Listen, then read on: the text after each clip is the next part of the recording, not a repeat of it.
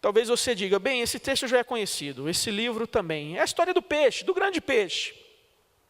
Mas não pense assim, porque a palavra de Deus, ela sempre se mostra desafiadora. Ela sempre fala ao nosso coração e nos desperta e nos aponta coisas importantes para a nossa vida. Um pastor já fez aqui uma divisão certa vez. Ele falou que o capítulo 1, nós temos Jonas de costas para Deus, porque ele está fugindo. Capítulo 2, nós temos Jonas de joelho. Ele está no quarto de oração dele, o ventre do peixe. Então ele está de joelho. Capítulo 3, temos Jonas de pé. É Jonas em Nínive, trazendo a sua pregação, de má vontade, mas lá. E no capítulo 4, nós temos o profeta sentado, à sombra daquela árvore, esperando ver o que ia acontecer à cidade. Pois bem, capítulo 1, nós estamos aqui com Jonas de costas para o Senhor. Esse livro não fala de um grande peixe, esse livro não fala de um profeta teimoso, esse livro não fala de uma Nínive perversa e maliciosa, esse livro fala de um grande Deus, e da sua grande graça, da sua grande misericórdia, que é manifesta aqui a todos os envolvidos, desde o profeta, desde aqueles navegantes, aqueles marinheiros, desde os moradores daquela cidade. Todos eles puderam experimentar essa graça e essa misericórdia de Deus. Então aqui não é um grande profeta, não é um grande peixe, mas é o grande Deus e a sua grande graça. E a pergunta desse capítulo 1, a pergunta é, você sabe o que Deus quer que você saiba? Você sabe o que Deus quer que você saiba? Nem sempre missão dada é missão cumprida. Você já falhou? Você já recebeu um compromisso, um desafio, uma missão, um pedido que foi feito a você e você falhou, você fracassou, decepcionou essa pessoa? Pois bem, é o que aconteceu com esse profeta. A missão foi dada, mas a missão não foi cumprida. Foi necessário a intervenção de Deus, redirecionando, reconduzindo o profeta para o rumo certo. O livro começa falando que veio a palavra de Yahweh, o Senhor, caixa alta. Yahweh aqui, ou Yahvé, esse nome pactual de Deus, o nome do Deus da aliança. E ele se dirige a Jonas, ben Amittai, filho de Amittai. E o texto diz, levanta-te, dispõe-te, e vai à grande cidade de Nínive, e clama contra ela, porque a sua malícia, a sua maldade subiu até a minha presença. Deus chama o seu profeta, Deus dá a missão, dá a mensagem, Deus aponta o endereço que ele deveria seguir. E a primeira coisa que Deus quer que você saiba, é que Ele opera mesmo quando nós não sabemos que Ele está operando. Que Ele age e atua mesmo quando nós não sabemos que Ele está agindo e atuando. E Ele age e atua nos lugares mais inesperados. Quando Jonas ouviu aquela palavra, levanta-te, dispõe-te, ele poderia imaginar, vai a Samaria, vai a Jerusalém, vai atrás do rei, mas jamais passou pela cabeça dele que Deus poderia dizer, vai a Nínive e clama contra ela. Muitas vezes a gente imagina que Deus não pode fazer certas coisas, que Deus jamais atingiria e transformaria aquela pessoa. A gente se surpreende e fica espantado em ver o agir de Deus em determinadas situações. A gente deve entender que Deus opera e age mesmo quando nós não sabemos. Mesmo quando nós não sabemos. Quando você é transferido para um novo emprego, para uma nova função, para uma nova localidade, Deus já está ali. Deus já está agindo. Deus já está trabalhando no coração e na história daquelas pessoas. Você vai ser apenas um instrumento de Deus. O grande desafio é a gente entender o que Deus está fazendo, o que Deus está operando naquele lugar, e a gente se alinhar, a gente ali tomar a mesma direção daquilo que Deus está fazendo, e não ir na contramão, e não se colocar como empecilho e obstáculo. Deus estava operando em Nínive, apesar do espanto e da surpresa do profeta. Nínive era uma cidade onde crescia a maldade, era um povo feroz, era um povo que não tinha misericórdia dos seus inimigos. Foi uma cidade que foi fundada ali por Nimrod, em Gênesis. Nimrod que representava ali toda a maldade da linhagem de Caim, de Lameque, que se identificava ali com a serpente, a linhagem da serpente. E ele foi um homem que se colocou contra Deus. E essa é a Nínive, cruel, brutal, que não buscava Deus. Nínive não estava procurando Deus verdadeiro, Nínive não estava procurando salvação, Nínive não estava procurando perdão de Deus. Mas Deus tinha um propósito naquela geração, na vida daquelas pessoas. E ele foi achado daqueles que não o buscavam. Deus estava perseguindo Nínive. E dificuldades, obstáculos surgiram. Mas para Deus não há obstáculo intransponível. Ele alcançou o seu objetivo. Aquela geração foi salva. Aquela geração foi perdoada. Embora isso não tenha perdurado, e anos depois, décadas depois, Nínive foi destruída, mas aquela geração foi perdoada. E o Senhor Jesus falou aos líderes religiosos do seu tempo, que os ninivitas iriam se levantar e acusá-los. Olha, nós ouvimos a pregação de um profeta de má vontade, e nós cremos, nós fomos salvos e perdoados. Entre vocês caminhou o próprio Filho de Deus, fez milagres, fez prodígios, e vocês endureceram o coração de vocês. Deus opera mesmo quando não sabemos, mesmo quando não entendemos. Ele age nos lugares mais surpreendentes e usa as pessoas mais surpreendentes. Às vezes ele usa uma criança para alcançar um lar, uma criança para alcançar uma família. E através daquela criança ele começa uma obra na vida daquela família, daquela descendência. Então não olhe com desprezo para os pequenos começos, para uma criança ou para uma pessoa que você acha despreparada. Porque Deus pode usar e fazer grandes coisas a partir da vida daquela pessoa. Você imaginou de procurar o Salvador, o Messias, ali em Belém, numa estrebaria, numa manjedoura com palha, e ali repousava o Rei dos Reis, o Senhor dos Senhores? Era ali que se imaginava que iria surgir e ser levantado o Messias prometido? Um lugar surpreendente. E quem foi chamado para participar daquele momento? Os pastores, estavam ali os animais, pessoas simples, pessoas sem importância, pessoas que não eram notáveis, mas foi naquele ambiente, pouco previsível, que Deus enviou o Salvador. Deus não diz o que você espera que Ele diga. Vemos no verso 1 ao 3. Jonas poderia imaginar e esperar qualquer ordem, qualquer comando de Deus, qualquer missão da parte de Deus, mas Deus disse o que ele não esperava, o que ele não imaginava. Qual é a resposta de Jonas?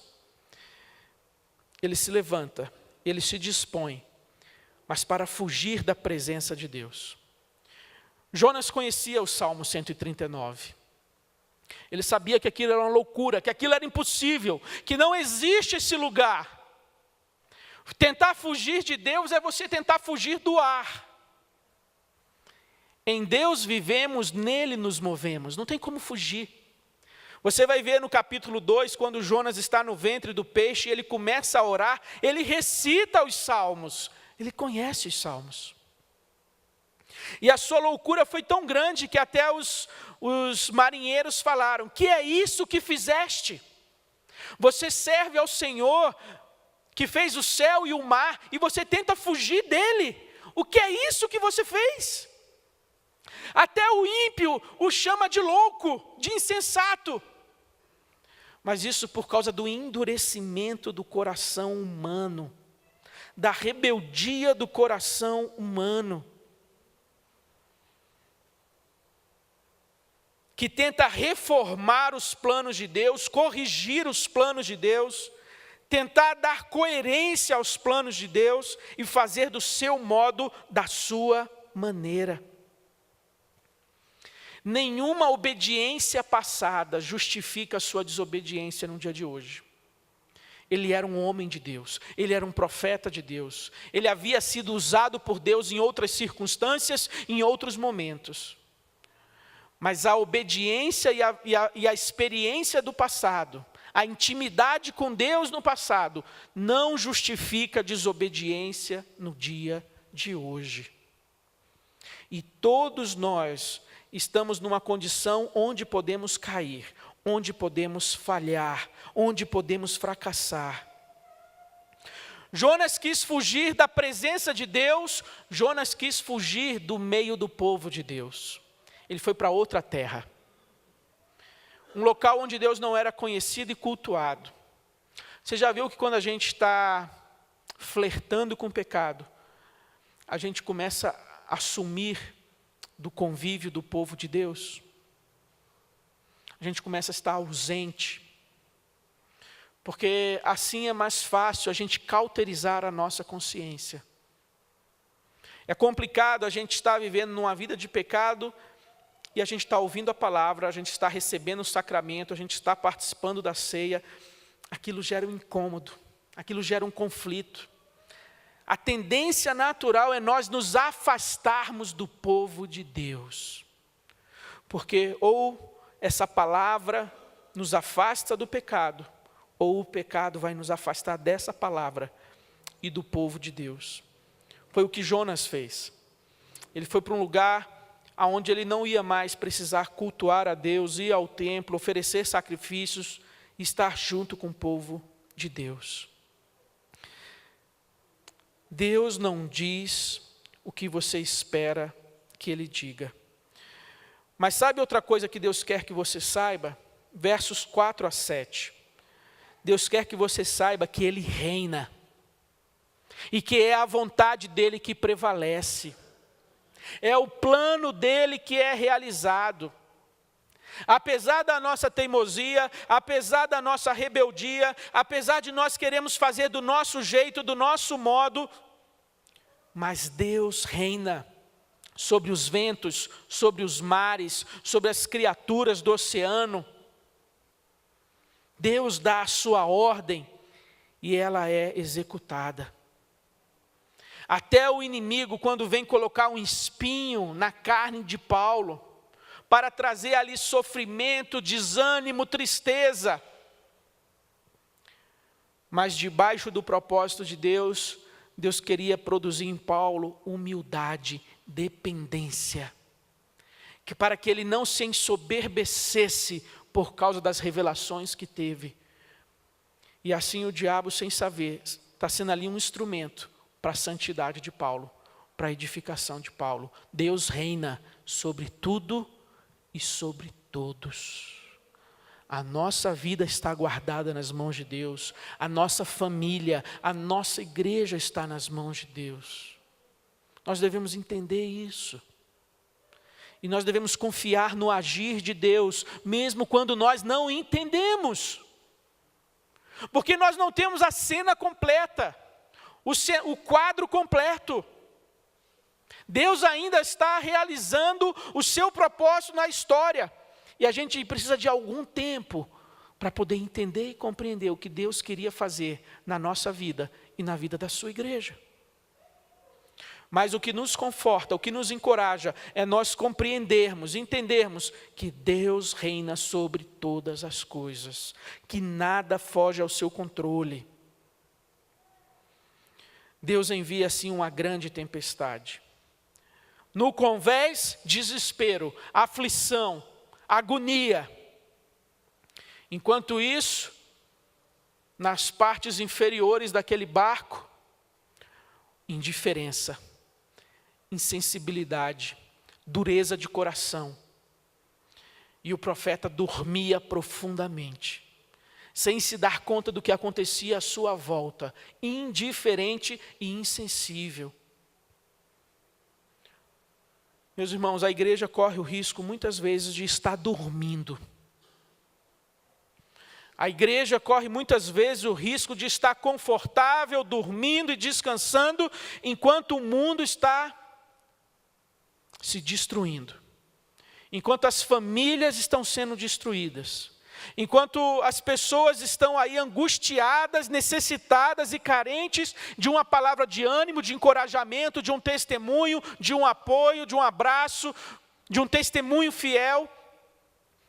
E a igreja muitas vezes dorme. E ali Jonas foi acordado daquele sono. E as palavras que ele ouviu: que se passa com você? O que acontece com você, rapaz? Agarrado no sono. E as palavras que ele ouve é: levanta-te e clama. Lembra do versículo 2? A construção hebraica é a mesma. A tradução para o português, o tradutor usou palavras diferentes, mas no hebraico é a mesma palavra: levanta e clama. Enquanto no verso 2 fala: levanta e clama contra a cidade de Nínive, aqui no versículo 6 ele vai dizer: levanta e clama ao teu Deus. As mesmas palavras.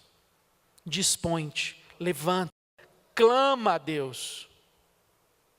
Clama a misericórdia, o perdão, o socorro de Deus. E quem sabe nós não pereçamos. Irmãos, parece que isso é uma tendência do coração humano. Tentar fugir de Deus. Não foi assim com Adão? Adão tentou até se esconder. Tentou. Muitas vezes é isso que acontece na nossa vida. Nós queremos fazer do nosso jeito, da nossa vontade, de acordo com o nosso plano, o nosso entendimento, a nossa visão pessoal, e nós acabamos nos rebelando contra Deus. A juventude é uma idade perigosa. A juventude é uma idade de oportunidades, de descobertas. Mas muitas vezes também uma idade que traz alguns perigos. O jovem sai da adolescência, alcança a sua maioridade, tira a sua carteira de motorista, vai para a faculdade, começa a conviver em outros círculos, em outros ambientes, receber outros convites, e ele se sente assim tentado a ter as suas experiências, a desfrutar daquilo que ele imagina ser liberdade. E ele acaba se distanciando de Deus, se afastando de Deus, fugindo de Deus. Mas saiba, não tem como você fugir de Deus. Você pode esconder a sua realidade dos seus pais, você pode esconder a sua realidade dos seus pastores, mas tudo aquilo que se passa no seu coração, na sua mente, o caminho que você tem andado está transparente, é um flagrante diante de Deus. Ele vê, sabe, conhece tudo o que se passa. Não tem como enganá-lo, não tem como maquiar a realidade, não tem como apresentar justificativas. E o que você precisa fazer logo é cair em si. Cair em si. Da loucura, da insensatez, que é tentar fugir de Deus e andar no seu próprio caminho. Porque aquilo que Satanás ele dá de um lado como experiências, prazeres, alegrias passageiras, aquilo vai redundar no final num caminho de tristeza, de choro, de lamento, de arrependimento, de tempo perdido. E muitas vezes esses nossos pecados, essas nossas rebeldias vão alcançar outras pessoas, vão trazer sofrimento para outras pessoas. Aqueles marinheiros aqui estavam numa situação de quase morte, por conta da presença, da simples presença de um rebelde entre eles. Esse papo de que a vida é minha, eu faço dela o que eu bem entender, o que eu quero, isso é o suprassumo do egoísmo. Você vai trazer sofrimento e choro para a vida de outras pessoas, da sua esposa, do seu marido, dos seus pais, dos seus filhos. O nosso pecado não traz sofrimento apenas para nós mesmos, mas alcança aqueles que estão próximos de nós. Deus reina, e Ele quer que você saiba disso. Deus reina sobre as conversas humanas. Deus reina aqui quando foi lançado sortes, e elas caíram sobre Jonas. Mas esse Deus que reina, Ele é um Deus também que restaura. Versos 8 ao 12. Há um diálogo aqui, e nessa conversa, nesse diálogo, Jonas declara aqui a sua fé.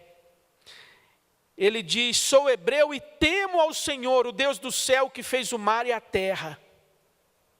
Ele cai em si.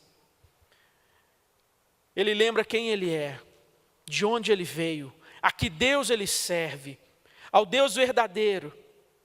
Deus começa um processo de restauração na vida de Jonas. E esse Jonas que não queria ir pregar para os pagãos, ele diz: me lancem ao mar, porque vocês vão ser salvos. Ele está disposto a se entregar. Ele agora está disposto a se sacrificar pela vida daqueles homens. Deus começou um processo de restauração. Ainda não terminou. Essa restauração em Jonas, parece que vai acabar o capítulo 4 e ela continua. Porque Jonas vai estar ali sentado naquela sombra ainda resmungando, ainda protestando. E Deus, na sua paciência e misericórdia, vai continuar ali restaurando e trabalhando a vida do seu servo. E assim é também na nossa vida, meus irmãos. A obra de Deus na nossa vida ainda não terminou. Nas nossas fraquezas, nossas incoerências, nas nossas dificuldades, pecados recorrentes. Louvado seja Deus, porque a sua misericórdia é renovada e não se aparta de nós. Porque se Ele fosse nos dar aquilo que nós merecemos, aquilo que as nossas obras e ações merecem, misericórdia. Ele é um Deus que reina, Ele é um Deus que restaura, Ele é um Deus que salva. Aqueles marinheiros tiveram uma experiência com Deus, testemunharam o poder de Deus. Houve aqui um efeito colateral. Aquilo que a princípio seria uma desgraça na vida daqueles marinheiros, Deus, na sua soberania, dirigindo a história, Ele transformou em bem. Porque eles tiveram uma experiência do Deus vivo e verdadeiro, do Deus que manda no céu, no mar, no vento. E o texto vai dizer que eles temeram ao Senhor, que eles fizeram votos ao Senhor, que eles sacrificaram ao Senhor. Temeram, pois, estes homens em extremo ao Senhor, e ofereceram sacrifícios e fizeram votos. Aqueles homens foram alcançados pelo testemunho do poder de Deus. Não importa o que você tenha feito, os seus erros, seus pecados, de como isso tenha alcançado e atingido pessoas que estão ao seu lado, Deus pode restaurar essas pessoas. Deus pode restaurar o seu lar. Deus pode trazer um novo momento no seu casamento, no seu relacionamento com seus filhos. Apesar dos seus erros, apesar da sua rebeldia, esse Deus que reina é o Deus que restaura, é o Deus que faz nova todas as coisas. Deus estava aqui perseguindo o seu profeta. Enquanto o homem tenta fugir de Deus, Deus o persegue. Como Paulo vai dizer aos Romanos, não há justo nenhum sequer, não há quem busque a Deus, quem entenda, quem faça o bem, todos a uma se extraviaram. Se você ama a Deus, é porque Deus o amou primeiro. Deus veio resgatar a sua vida. Mesmo daquele ambiente onde você estava, daquela família onde você estava, onde não havia ali uma cultura cristã, uma tradição, um ensino cristão, uma mensagem que foi transmitida a você, mas Deus na sua soberania alcançou você lá onde você estava, e trouxe fé e arrependimento ao seu coração, e transformou a sua história, e a partir de você Ele começou uma nova história na vida dos seus descendentes, na vida dos seus filhos, na vida dos seus netos. E que mesmo hoje você, ao olhar para a vida dos seus filhos e seus netos, você se sinta um pouco desanimado, triste, desesperançoso. Saiba que Deus continua reinando. E que o plano e o propósito dele vai se cumprir na sua vida e na vida dos seus filhos, na vida da sua família. Não há coração duro o suficiente que Deus não possa quebrantar. Não há coração rebelde o suficiente que Deus não possa trazer arrependimento. Coloque a sua alegria no Senhor. Coloque a sua esperança no Senhor. A sua alegria não pode estar nos seus filhos. Filhos que são tementes a Deus, filhos que são sábios, que andam na presença de Deus. A sua alegria não pode estar nisso. Porque no dia onde isso faltar, a vida para você vai perder o sabor, a alegria, o colorido. E você pode entrar numa depressão, um desânimo, numa tristeza. A sua alegria tem que estar no Senhor. A sua esperança tem que estar nele. Confie que Ele tem um plano na sua casa, na vida dos seus filhos, no seu lar. Quando nós olhamos para Jonas, nós nos identificamos com ele, na nossa teimosia, na nossa rebeldia, no desejo de seguirmos o nosso entendimento, o nosso coração, de nos rebelarmos contra Deus.